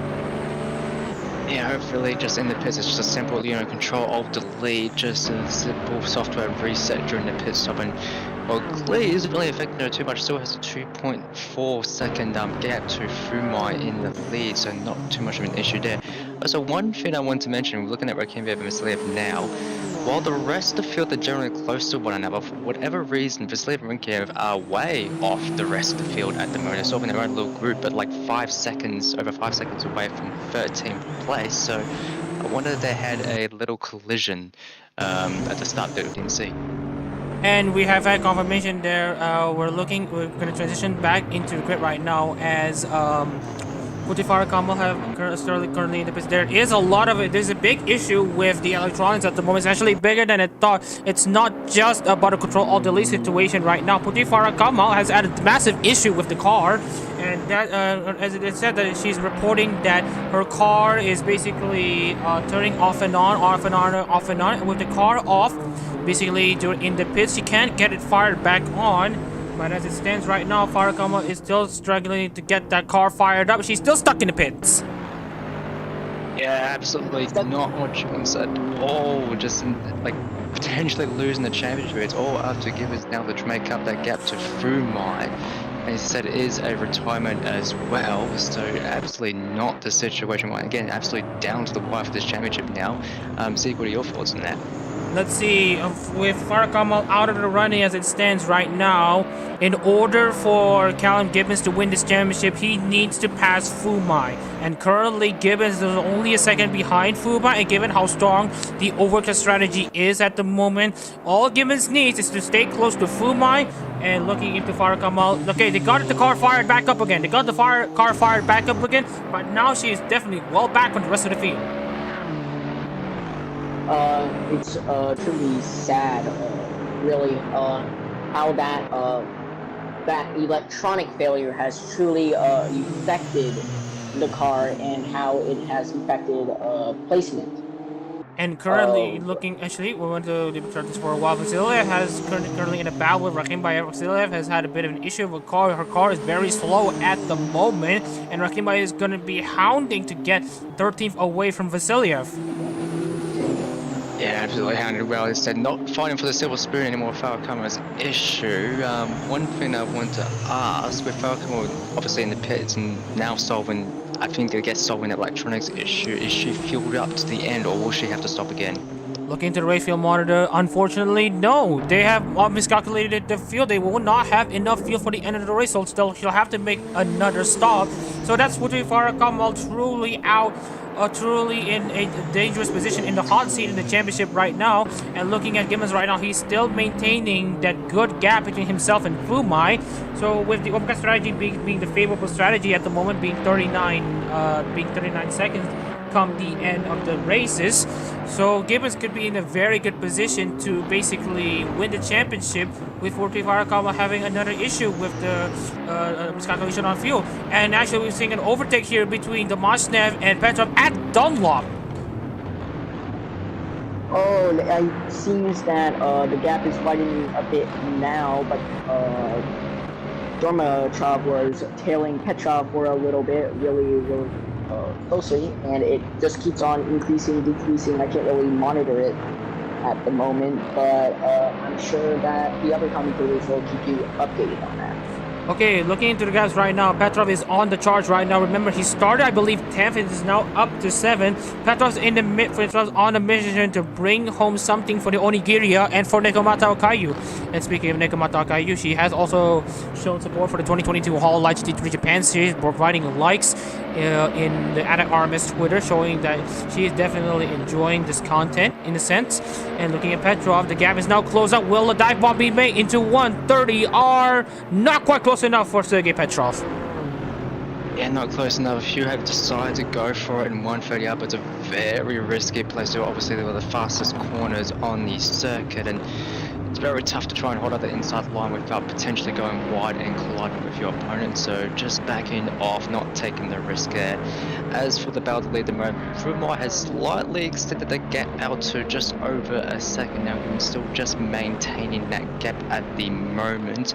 You'll have to correct me, but obviously Gibo going for the overcut, but is Fumai going for overcut or will pit first? Nah, we're looking into the pit strategies right now. Fumai only has 11 liters of fuel to go, and basically Callum Gibbons has 10 liters more fuel, so Callum Gibbons will pit around 3 to 4 laps later. So looking into the gaps right now, looking into the strategies right now, Fumai will pit first and Gibbons will pit later. This will be a crucial point in the championship with Farakam way back in 15th. To me, it really depends on how fast they can fuel and get tires changed and everything. It's very crucial that both sides do it extremely quickly, as this could potentially either get Gibbons to win the championship or for him to lose. Very, very crucial. Correct. At the moment, with 45 Arakawa trying to bang the fastest lap at the moment, as he knows that the race is slipping away and the championship may also slip away at the moment. But for right now, with Cal Gibbons currently in second, Farakawa out of the point, it's still 45 Arakawa's championship. Sergey Petrov's trying to catch Thomas Snooks for one last dash looking at Snooks. Snooks has definitely lost out to Santini and Muhammad Cashew. And into the exit of Spoon Curve into 130R. Let's see if Petrov can build up a gap and try to make a pass at 130R. Yeah, in this sense, should have the more favorable straight line speed here, but again, to overtake it to 130 Perovsky has a little look, but tucks back in. Might have a go into the Castro Triangle if he has good enough runs, still keeping it tucked in the slipstream, but I think Dimitriev is actually a bit closer at this point, so it's definitely very close back here. A very close back here is now Snooks being part of this truly trail. Of course, Suzuka being a very difficult track to overtake. Looking at Sergey Petrov really closing in into the 43 Shishiro-Botan Lexus. Not close enough there, Sergey Petrov, so he's going to be further held back by Karama Snooks as he's not unable to overtake in the S's. The S is not really the right place for you to overtake, but as Sergey Petrov had proven, you can make it overtake on the Mashnev at the Dunlop curve. Why not here as well? So looking at the Mashnev, he's going to try all the stops. Petrov, yes, he might try subjugating Snooks. I believe he would try to more play it safe right now, as I believe that he knows he could win the championship. He just has to place within the top 10. Not in championship contention, that's Farakawa. Oh, my bad. Sorry. Okay, whatever the case is right now, Snooks is currently in the midfield of the standings here at the moment. Whatever the case is, he will stay in the midfield. His chances at the top 5 is still there, but he has to win the race. But for him to win the championship is already out of the question. And right now, he's trying his best to defend from Sergey Petrov. And we have had confirmation that Parakama has already pitted once again for a full stop of a full tank of fuel for the end of the race. And we have confirmation for the Farakama. Looking at a lot of drivers are going to see an active pit lane at the end of this lap, as a lot of drivers are going to be calling to the pit, including Hofumai. Yeah, so very critical point for Fumai now. Fumai's actually extended that gap out just to 1.8 seconds, but it's worth noting with Gibbons having the higher fuel load, may just be a bit down on pace, but with that overcut can have a low fuel run to the end, so may potentially be faster, not only on low fuel, but also fresher tyres. So if Gibbons can keep up the consistent lap times and stretch out that stint, then there is a lot of potential there. And looking into the pit lane activity right now, Count Gibbons assumes the race lead. Leo and Kasha will stay out for just a bit. Santini will be the next driver to pit, as does Vladislav Domashnev, Raji Kaczynski, Matej Wanderporto, Azad, and Sergey Petrov. Like we mentioned, is currently an active pit lane here at the moment.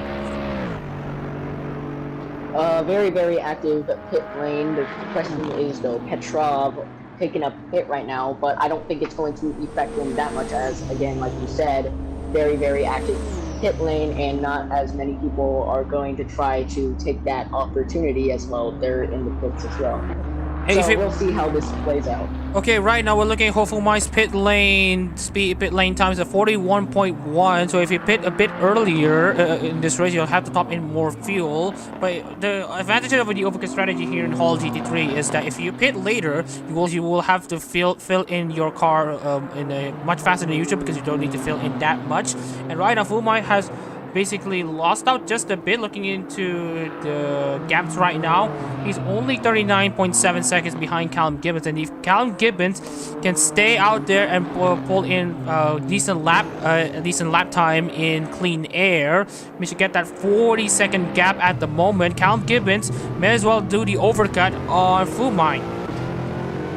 Yeah, obviously Gibbons and Fumai are both in clean air at this point, so not really under threat, not under any interference of any other drivers, so they can just do their own laps. We're obviously monitoring the leader gap here at the moment, so still 39 seconds more, so it's absolutely borderline in terms of the pit lane delta. As we said, pit lane delta about 40 seconds, and while Fumai did have a slightly slower start, but actually Cash, did you have a little look here? Was there an overtake there from Leo? There was actually an attempt of a pass of an overtake for Kizuhara Ali to try to catch up to Muhammad Cashew. Cashew not built into the pits. Almost holds out Kizuhara Leo there. So basically both drivers taking a different line there into 130R. There was a side-by-side battle. There was contact. But Cashew managed to defend into the Cashew triangle. And it's now Kizuhara Leo staying out. We're looking at only a few drivers staying out on track right now. Looking at Wawan Suharto in the number 20 Shiranui Flare Nissan. Staying out very well as a Vasilyev and Rahim Bayev. They have yet to pit at the moment. They have yet to be caught up by the fuel cycle. But looking at the gas right now, Fumai only 39.203. So right now, Putifara Kamal is definitely in desperation here at the moment. Pretty much hoping that basically Fumai stays ahead of Callum Gibbons at the moment. A lot of movement going on, but I'm pretty sure that some people are in the pits as of current, getting still in strong first, with Petrov is in 10th right now. Petrov, I believe, is at the bare minimum to win the championship. No. Farah Kamal is currently the championship leader. Right now, Sergei Petrov is currently in that. Yeah, remember, it's Farah Kamal who's currently in the race, the championship lead at the moment. Is currently marred back down to 15th. She's just gonna run the laps as much as she can and hope that Callum Gibbons has a pretty messed up. But looking at Petrov, he's really gonna try to attack Thomas Newts at the moment. But looking at the gap between Gibbons and Fumai, it's a 38.8 right now. So Fumai could be in the clear to make the pass on Callum Gibbons. Yeah, obviously Shumai on the fresher tyres at the moment, and obviously got them up to temperature now despite the cooler conditions, so it's now closing up that gap. So I think the only hope for my car here is to obviously have a good pit stop, likely going to come up behind, but obviously on the fresher tyres and the lower fuel. But as we mentioned, it's more difficult to overtake here than on some tracks, so it's going to be a very tough ask. Currently it's a 2:03.207 for Callum Gibbons. He's currently being called into the pits at the end of this lap. Looking at Kizuhara Leo's lap, the 2:04.251. The gap has now closed up between Gibbons and Fumai right now. It's a 38.161, 139 for Fumai. Looking into the gas right now, the gap is still closing up just a bit. Remember, it's a 2:03 for Callum Gibbons. For Fumai to comfortably be faster than Gibbons, it would be a 2:02 or maybe a 2:01. Well, Suarez is the next driver to pit, by the way. Pits from third place. 2:02.004. Really gains a lot of lap time, so Gibbons will have to respond immediately. But I have doubt that it will be late enough. I think it's going to be too late for him to make a move. It really depends on the speed of the car of which he is going and the freshness of the tires, as worn tires could potentially speed you down, and that could really make a difference when you need to pit very, very urgently. And looking into Fumai's lap times, he's definitely very fast. He's faster than Callum Gibbons by well over a second at the moment. Callum Gibbons will have to call him into the pits right now. And right now there is no call for Callum Gibbons to enter the pits just yet. So Callum Gibbons is definitely in a precarious position right now, as it stands right now, with Fumai being blitzingly fast currently on track at the moment. This would mean that, oh, look at this. The machine and the Porter really going to start battling side by side here at the moment. The lot, Wawasawato is backed up of field by quite a bit. And looking at the machine side by side at Dolly. You don't see this every day. Looking into, and then we're trying to see some battles. And now fan out to double file once, single file once again. A brief battle here, but it's going to be pretty interesting. Callum Gibbons is still, Callum Gibbons is not being called into the pits. A very critical pit stop here for my exiting spin curve at the moment. We expect Shumai to come out ahead. I think around 36 seconds was the gap in heading into pit entry, so Shumai should have the advantage, but now it's all up to Gibbons to try and use that fresh tyres and lower fuel run to the end. We're currently lap 11 in this race. Kizuhara has just crossed the line. I don't think Izuhara Leo can maintain the gap here at the moment. Gibbons still has his car service right now. Looking into Fu Mai at the moment. Currently barreling to the main straight here at full bore, full pace right now. Gibbons has just had his car out. Fu Mai is currently barreling down the straight. It's going to be Fu Mai ahead of Gibbons, crucially. Oh man, Gibbons currently in 5th place. I think that 5th potentially messed him up, but he can, I believe, get back on track. Yes, he is back on track. Possible. Yep. Gibbons, that's it. Okay, so Gibbons, this may be the championship decider at the moment. Fu Mai just being faster than everyone else might as well be the deciding factor of the championship right now. But looking into the investigation into the spicy take that Count Gibbons had provided earlier, I do not think that Potifara Kamal has tipped every other driver to basically screw Gibbons over. It's just that Kaczynski was just pretty slow and just arrogant on his own standards, that he would just want to have that bragging rights over his other Ductus teammate, even though this would cost him the championship. So we could be seeing Potifara Kamal getting away scot-free, so I do not think there will be a penalty for race fixing. But whatever the case is, that right now, because there's another battle here right now, Kaczynski and Azad fighting at Dunlop Curve. You can see Thomas looks really slow at the corner right now, batching up the rest of the field. Frenchov still in 5th right now, the Martin at 19th, the Porto in 3rd, the Porto in 12th right now. Kaczynski is still trying to make a move, but whatever the case is, back to Potifara Kamal.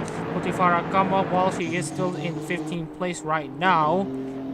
I would say that right now there will not be any there will not be a penalty for Potifara Kamal, because there is no proof that there is some sort of race fixing going on. But whatever the case is, looking into the back of the race field monitor, we're looking at Andrew Akinbayev pitting after Catherine Vasilia. They'll be running low on fuel, and Kizara Leo is going borderline.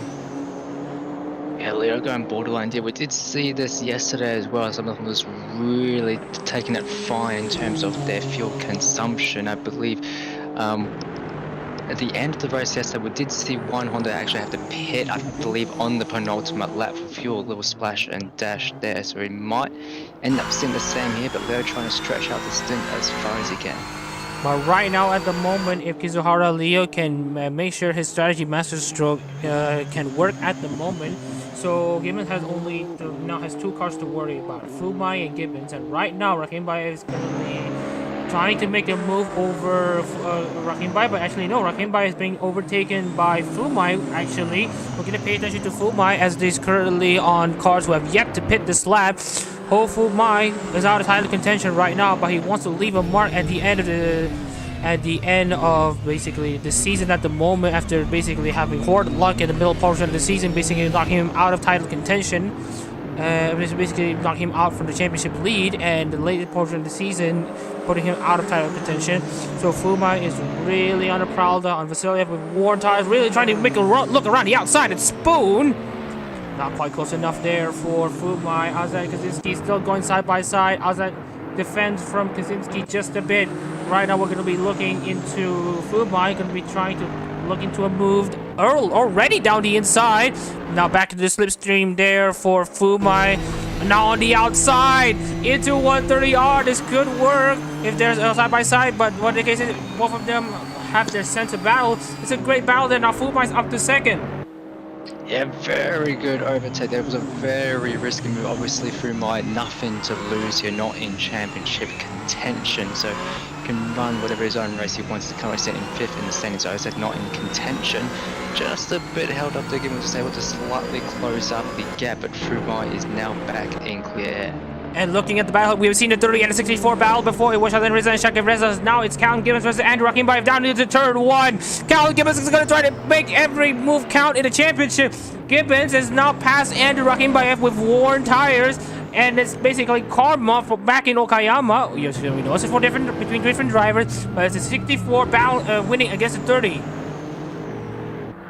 Gibbons really took a lot of skill to pull off that move right there. Very impressed that he didn't make contact. I'm sorry if I botched that name up. But Gibbons back into contention for the championship once again as Barakamal is now down to 15th. Still in 15th. Gibbons definitely does have a chance as a current Umai still on the prowl, I believe, on Leo. Right now, Kizuhara Leo, we will see if he will pit this this lane race. While the case is Umai has already completed his field stop, and even if Kizuhara Leo pitted, he still needs to pass Fumai.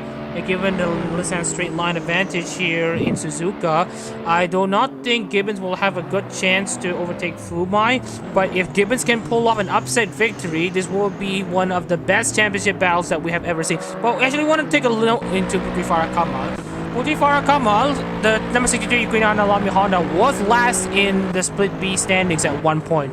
But since Putifara Kamal took over since Autopolis, she has won 5 of the last 12 races. She is just on another level. See a very clearly dominant and very consistent performance as well, and able to take the lead of the championship into this final round. Obviously reliably not going her way, but like just having just enough of actually just barely a buffer to keep the championship. It obviously was 99 points ahead into it, and as I said, Gibbons a must-win scenario. Gibbons still, I think, slowly closing in on Fumai, but time is very much running out. But Leo is still in the lead and not pitted yet. I think Leo is still might just make it on field. It might just make it on field, but it will be borderline. We will see in the end of this race if Leo can pull off the upset and try to win with a no-stop strategy. Remember, the car is legal in tech expansion. There's nothing wrong with the fuel. There's nothing wrong with the fuel line. Everything is in line with regulations. So right now, Callum Gibbons is still running across the track here at the moment in third place, catching up to Fumai one by one. The gap is now down to 2 seconds. I believe Gibbons does have a very unlikely, but can still definitely pull it off. Take Fumai's second place on the podium, potentially, boosting his odds even further. And currently, noted on that one. Done. Yeah, okay, noted on that one right now. Putifara Kamal still staying down in 15th place. Callum Gibbons now dropping back to Fumai by just a bit. It was 1.8 seconds now, or around 2 seconds. But the spoon curve and 130R is where the Lexus cars have quite the advantage right now. But looking into the gaps right now, it's not the case right now. Fumai is still leading in second. Fumai is still in second place, Gibbons third. We are looking at Rakim Bayev, who is now being called into the pits. And Kizuhara Leo still leading. Who do you think will win this race? I will bet that it will still be Kizuhara Leo if we can pull off this field strategy. Yeah, obviously very good field management at the moment, probably a bit of lifting and coasting. I did also mention yesterday how these modern GT3 cars have a variety of fuel maps, so it can maybe not lift and coast, but also slow down the fuel flow using the engine map tuning. So possibly losing one of those slower maps, maybe a bit of lift and coasting, but nevertheless still keeping that lead at the moment on the no stop.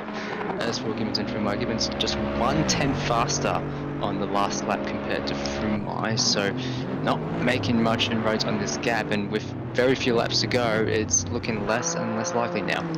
And looking into Kizuhara Leo, his fuel line is going to be pretty borderline here for Leo. 7 liters of fuel, and remember, he's already midway into the circuit, so I would say that Kizuhara Leo has a good chance to hold on to this race, this leader of this race by fuel mileage alone. Okay, but he's still in this space. You can see there's a pack of cars right now. Let's see if Sergey Petrov will make a move. He's not quite close enough to to Thomas Nukes. Okay, Bayev exits in 13th at the moment. Vasilia 14th, and Putifara Kamal still out there in 15th place. So, looking into Putifara Kamal still out there in 15th place. She's still the championship leader at the end of this race as it stands at the moment. Kizuhara Leo is has over 2 laps of racing to go. Kizuhara Leo is still holding on to this race lead. Assuming he pits due to the fuel strategy not going his way, he will exit ahead of Santini at best. Leo, actually probably think that if he pulls it off right, he definitely make the fuel strategy work with only 7 liters. Or not. But Actually, no. continue. It goes. He into the pits goes Kizuhara Leo. It's too borderline. It's actually not. It's actually too borderline. It's actually he will not make it until the end. He tried his best, but at the end of the day, he has to put some fuel in. It's going to be a splash and dash right now. Looking at Count Gibbons' gap between Fuma is now really close down to 1.3 seconds. This could go down to the wire. Actually, we want to take a look into the lap times between Fumai and Gibbons. 203.154, 202.347 for Count Gibbons. Let's see if Count Gibbons can pull off the upset and make the pass on the last lap. Only 2 laps to go now. The gap's slowly closing. Now Gibbons, I think, just managing the tyres before is now using the absolute last of them for these last ones. Asking to throw the car into the corner. He's going to need to get that gap even more down. I think he's been very good in the S as well. You can see the gap closing down even the S as Lexus using a superior corner performance. 1 second flat on the 0.043. Now less than a second now. So again, very good performance in the S's. This could be a clutch performance for Count Gibbons if he can pull off the pass for the race lead. Remember, a win is all Gibbons needs to win the Split B Championship with Arakama out of the points. Look at Count Gibbons really throwing the car and really closing the gap to Fumai. All he needs to do is to basically be in the right place at the right time on the last lap of the race to make the pass for the race win. Gibbons going absolutely insane now, really closing the gap, as Adak has said. Really just absolutely unnervingly breathing down Fumai's neck right now. I'm sure Fumai is starting to feel the pressure a little bit as Gibbons, again, breathing down Fumai's neck. And currently looking into the gas right now, he is fast on the first sector and close and basically equal on the second sector, but Fuma is only marginally better on the third sector at the moment. Let's see how much Gibbons can really close in into Fuma with only just over a lap to go in the 2022 Hololive GT3 Japan Series Split B season. This could go down to the last lap. Last lap there's going to be still just under a second the gap, and into turn 1 play not going to be close enough unless he gets a very good run into Casio Triangle for the second last time. 8 margin mode, nowhere near enough to go for an overtake, but nevertheless in the slipstream, so can try and close up that gap. 2022 for the last lap, 2027 for Fumai, so half a 10 faster heading into the first corner for the last time. For the final time in the 2022 Hololive GT3 Japan Series, this is the final lap of the season for both the Split B and the season overall. It has been a topsy-turvy moment here in Hololive GT3, while Count Gibbons is trying to try desperately to pull off a valiant effort to make the pass on Fumai, gaining a lot of time in essence. I don't think it's going to be enough. We would like to thank everyone on board. We talked about the track makers and the car mod makers. We also want to thank Roboko. We also want to thank Shishiro Botan, Nekomata Okayu, Tsunamaki Watame, Aki Rosenthal, and Yuzuki Choco for providing likes and showing us support in the Hololive GT3 Japan Series. And Count Gibbons is really going to go for a bonsai move. We will want to wait and see. Let's see if what Count Gibbons can do on this final lap. Gibbons really has to pull down very artful maneuvers in order to catch up to Fumai, or very risky maneuvers. Potentially really detriment, at least to me, in order to catch up to Fumai. But Fumai very holding in very firm at the moment. You'll see if Gibbons can crack down Fumai's shield. Okay, right now the shield of this race lead Fumai has right now is currently still intact right now. Gibbons, I don't think there will be much of an opportunity for Callum Gibbons. As much as he would like to try, Callum Gibbons is putting up an insane effort in this championship. He only has 1 win to his credit, but let's not forget the fact that he's one of the most consistent drivers in Hololive GT3 up until this point. But even then, I don't think it's going to be enough for Fumai to basically take the chance of this race lead. Fumai will hold on to this race lead, and with Fumai leading this race for Tokino Sora, the OG member of Hololive, Fumai will be the winner here in Suzuka. And with that out of the way, Count Gibbons finishing second. Yukihana Lami, representative for Farakamal, is your 2022 Hololive GT3 Japan Series Split B champion. Just missing out at the last moments. They're absolutely down to the death there, but not good. good. And then looking at Kizuhara Leo finishing 4th, Gashio finishing 3rd, Callum Gibbons of course finishes 2nd, Santini finishes 5th. Looking at this battle here right now, they're still going single file. Hard is basically backing up the rest of the field in 6th place. This will be the battle for 6th place at the moment. So Harto 6. Let's see, and it looks like it will be single file for everyone else. Everyone has also put up a valiant effort. 6 for Suharto, Snook 7, Petrov 8, Domashnev 9, Deporto finished out the season in 10th. Kaczynski 11, what will be Azad's final race in Holo GT3 finishes 12th. Rakhimbayev 13, Australia 14, and here it is Putifara Kamal. Even if she doesn't finish this race, she will be still considered champion. There it is. Putifara Kamal, your 2022 Holo GT3 Japan Series Split B champion. And we're going to be actually going to look into the race results here at the moment. We're going to transition over into race results. And we're going to have some bit of a look into the race results. So looking into the results here at the moment. Hofumai wins in the number 1 Tokinosora Nissan. Car number 1 in the number 1 spot for I believe only the 3rd time this season. Callum Gibbons finishes 2nd, Cashew 3rd, Kizuhara Leo 4th, but please note, Callum Gibbons needed to win in this race even if Parakamal is out of the running. Callum Gibbons only finished 2nd, so the championship will automatically go. to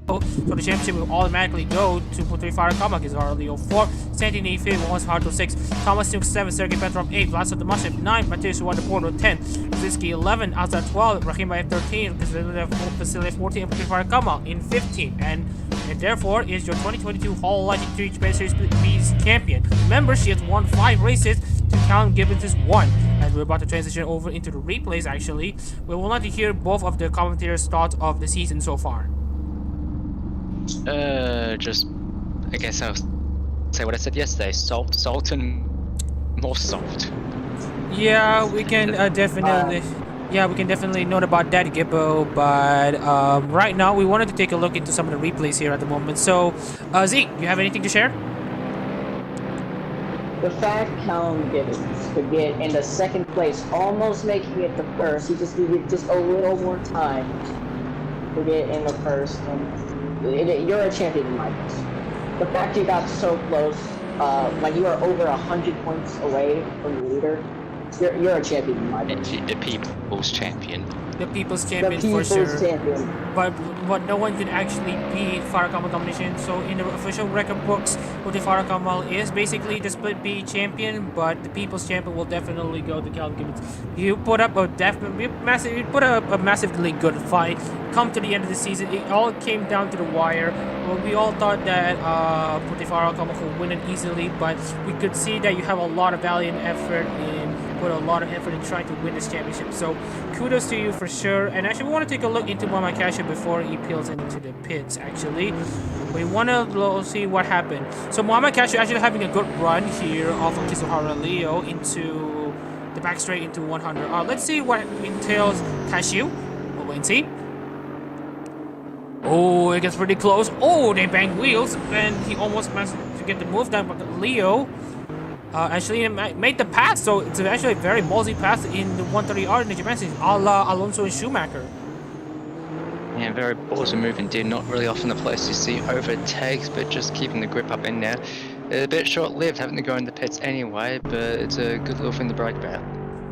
So anyways, with the season now concluded, with the series now concluded for the 2022 Hololive GT3 Japan Series, let's look at the final results of the championship standings here right now. We'll have confirmation.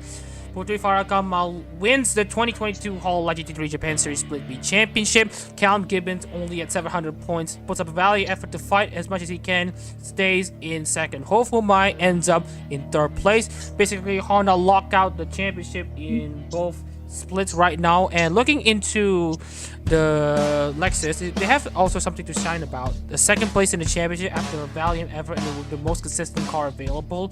And also Fumai in Nissan, the best Nissan in 3rd. They also put up a good fight. Plaza Domashnev 4th, Deporto 5th, Vasiliev 6th, Luharto 7th.